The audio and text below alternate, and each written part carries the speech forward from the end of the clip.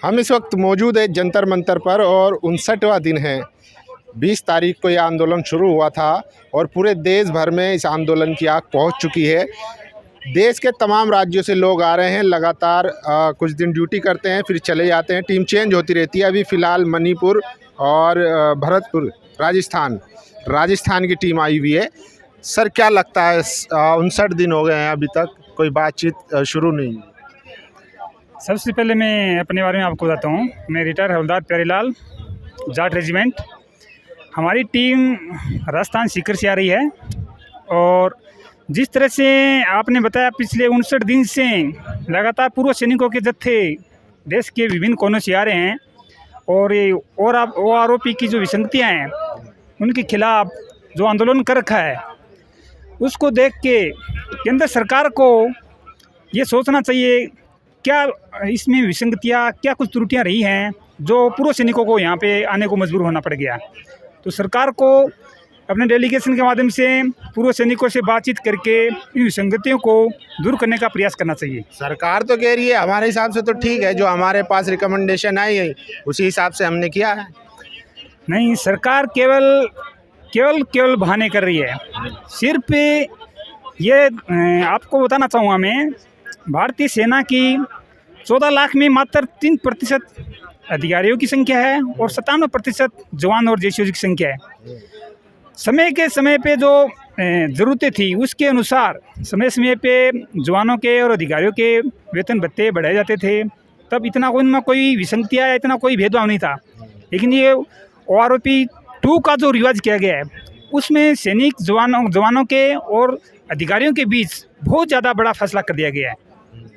तो इन विसंगतियों का जवानों के अंदर और जवानों के अंदर आक्रोश है और उनकी मांग है कि इनको जल्द से जल्द इनका समाधान किया जाए। लेकिन पिछली बार जब आंदोलन हुआ था तो उसमें तो पूर्व सैनिक आप लोग JCOs भी थे, ORS भी थे, तमाम लोग थे, जवान भी थे, तो तब क्या हुआ? तब आपकी बातें नहीं सुनी गई। उसमें एक्चुअल के अंदर क्या हुआ था कि पिछले समय से जो OROP 1 का जो लागू किया गया था उसमें जो अधिकारी लोग जिनका नाम लिया जा रहा है, सतवीर साहब जो थे, वो लीडिंग करके जवानों को JCOs का जो टीम को इकट्ठा करके और अपना डेलीगेशन को मजबूत करके वो सरकार के पास अपना जो प्रस्ताव था रखवा के उनको पारित करवा दिया। उसके अंदर जो उन्होंने प्रस्ताव रखा, उस प्रस्ताव को जवानों से और JCOs से अवगत नहीं कर, वास्तविक ये था उनको इसकी जानकारी दी नहीं गई पूरी तरह से और उन्होंने इसको लागू करवा दिया। लेकिन अब तो सतवीर सिंह जो है वो खुद लेटर लिख रहे हैं आपके समर्थन में कि भाई JCO जवान की पेंशन बढ़ा दी जाए, जो डिमांड कर रहे हैं। वो सिर्फ पूर्व सैनिकों को और देश की जनता को सिर्फ ये झूठी आश्वासन दे रहे हैं। अगर सतवीर सिंह और जनरल बख्शी साहब जो समय पे सेना के पक्ष में आते हैं और खूब जोर शोर के साथ नाराबाजी करते हैं, मेरा सैनिक, कहाँ पे आज सतवीर साहब और जनरल बख्शी साहब? आना चाहिए उनको, यहाँ पे देखना चाहिए। यहाँ पे पिछले 60 दिन से यहाँ पे पूर्व सैनिक जंतर मंतर पे इस कड़कड़ा की धूप के अंदर बैठे हैं, उनसे बातचीत करनी चाहिए और सरकार के पास वो मांगे पहुँचानी चाहिए। तो कुछ अधिकारी तो कह रहे हैं कि ये लोग जो है ओपोजिशन की तरफ से आए हैं, पैसा मिला है और सेना को बदनाम कर रहे हैं, इनको हटाओ यहाँ से। ये सिर्फ और सिर्फ बकवास बातें हैं। बिल्कुल अधिकारी लोग हैं जो आज भी जो अंग्रेज़ों के रूल्स कानून हैं उनको फॉलो कर रहे हैं और उन्हीं रूलों के आधार पे जो सेनाएं हैं रेजिमेंटों में हैं उनके अंदर बिल्कुल अंग्रेज़ों के टाइम के जो कुशासन रूल्स हैं उनके द्वारा ये सैनिकों पे अन्याय अत्याचार इस तरह से करें लगातार। और सिर्फ और सिर्फ ये बहानाबाजी करके कैसे न कैसे करके इसको समाप्त करने का प्रयास कर रहे हैं। हमने देखा 3 तारीख को जो है देश भर के तमाम ज़िलों में ज्ञापन दिया गया, भारी संख्या दिखाई गई। उससे पहले 20 तारीख को जब आंदोलन शुरू हुआ था तब भी काफ़ी संख्या में लोग दिल्ली पहुंचे थे। अब 30 अप्रैल की कॉल दी गई है कि 30 अप्रैल को देश भर में जितने भी सांसद हैं उनको ज्ञापन सौंपेंगे। तो क्या लगता है कि इसी तरीके से ये चलता रहेगा या कुछ हल भी निकलेगा? क्योंकि पहले जब ज्ञापन दिया गया होगा, जाहिर सी बात है सरकार तक बात पहुँच गई होगी। हम आपके चैनल के माध्यम से सरकार को बताना चाह रहे हैं, फर्स्टली तो ये है कि अभी तक के पिछले 2 महीने से जो धरना प्रदर्शन चल रहा है पूर्व सैनिकों का, इसको राष्ट्रीय मुद्दा बनाने में मोदी सरकार ने बिल्कुल नकेल कसर का है। इसको राष्ट्रीय मुद्दा बनने नहीं दे रहे हैं। आपके चैनल के हम आभारी हैं कि जितने भी यहाँ पे चैनल हैं इस चीज़ को बढ़ा चढ़ा के काफ़ी शेयर कर रहे हैं और पूर्व सैनिकों के पास ये संदेश जा भी रहे हैं।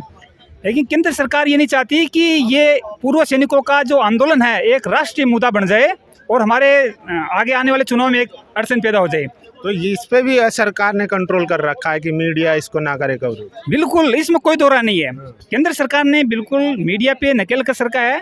जब भी तो हम बता रहे हैं पिछले 2 महीने से अभी तक स्टेटों में, देश के अंदर किसी कोने में देख लो, अखबारों के अंदर ये खबर आज तक बन नहीं पाई है। ये आपके चैनलों के द्वारा, थोड़ा बहुत यूट्यूब के द्वारा लोगों तक पहुँच रहा है। तो इसके अंदर कोई दो राय नहीं है, मीडिया के ऊपर बुरी तरह नकेल कस रखा है। अब आगे क्या करेंगे? 30 तारीख को अब कॉल दी गई है कि पूरे देश भर के जितने भी सांसद हैं राज्यसभा और लोकसभा, उनको ज्ञापन सौंपेंगे, तो उसके बाद क्या तैयारी होगी? देखो, भारतीय सेना बहुत एक अनुशासित को पालन करने वाली और एक अपनी अलग छवि और इमेज रखने वाली सेना है। और हमेशा उन्होंने अपने सर्विस के दौरान ये दिखाया है, अनुशासन पहले बिल्कुल, कि हमारे उस अनुशासन के खिलाफ अगर हम कार्रवाई करते हैं तो उससे अंदर आम जनता को काफ़ी परेशानी से गुजरना पड़ सकता है। तो हमने पहले 20 फरवरी को भी ये जो धरना प्रदर्शन किए वो बिल्कुल गाइडलाइन के अनुसार अनुशासन के साथ यहाँ पे शांतिपूर्वक धरना प्रदर्शन किए।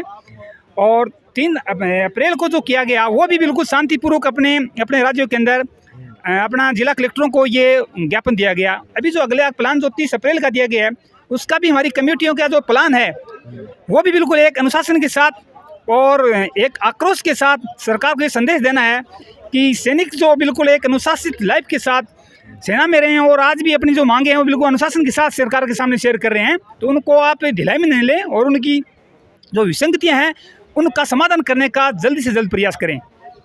सरकार ये भी कह रही है कि आप लोगों के पास संख्या बल नहीं है, कि संख्या बल दिखाएं और फिर हम आपकी बात सुनेंगे, कुछ विचार करेंगे। सरकार की ये गलतफहमी है कि ये संख्या बल नहीं है। उनको ये पता होना चाहिए कि भारतीय सेना जो हमेशा एक विपरीत परिस्थितियों में एकजुट होके देश की सुरक्षा करती है हर समय 24 घंटे। पूर्व सैनिकों के माध्यम से जो टीम, उनकी लीड, जो कमेटी हैं, उनके गाइडों के द्वारा, उनके अध्यक्षों के द्वारा ये एक परिसंदेश दिया जा रहा है कि ये गलत किया है और इन विसंगतियों को जल्द से जल्द दूर किया जाए। अगर इसी तरह से चलता रहा तो आने वाले समय में पूर्व सैनिक देश भर के अंदर बड़े जुलूस और आंदोलन के साथ सरकार का विरोध करेंगे। कुछ लोग कह रहे हैं कि 24 में हम वोट की चोट भी देंगे, क्या ये भी सही है? इसमें कोई दो राय नहीं है।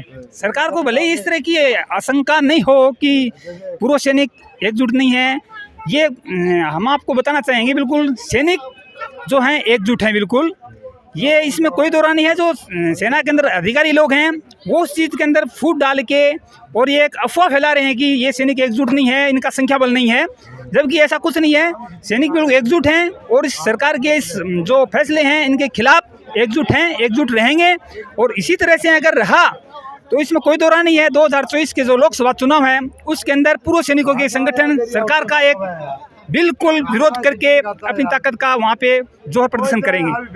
चलिए, शुक्रिया सर हमसे बात करने के लिए। तो देखिए, आप समझिए कि जो पूर्व सैनिक है उनकी संख्या लगभग 28 लाख बताई जाती है, ये जैसा ये दावा करते हैं। आप सोचिए कि अगर 2024 में इन्होंने एंटी बीजेपी या एंटी सरकार कैंपेन शुरू कर दिया, जिस तरीके से कह रहे हैं कि अगर मांग नहीं मानी जाती है तो फिर सोचिए बीजेपी का क्या हाल होगा। वहीं दूसरी तरफ जो मीडिया दिन भर हिंदू मुस्लिम करती है वो आज तक इस धरने को कवर करने नहीं आई है। ये भी शिकायत है इन लोगों की। बाकी आप लोगों की क्या राय है, अपनी राय जरूर दीजिए। शुक्रिया।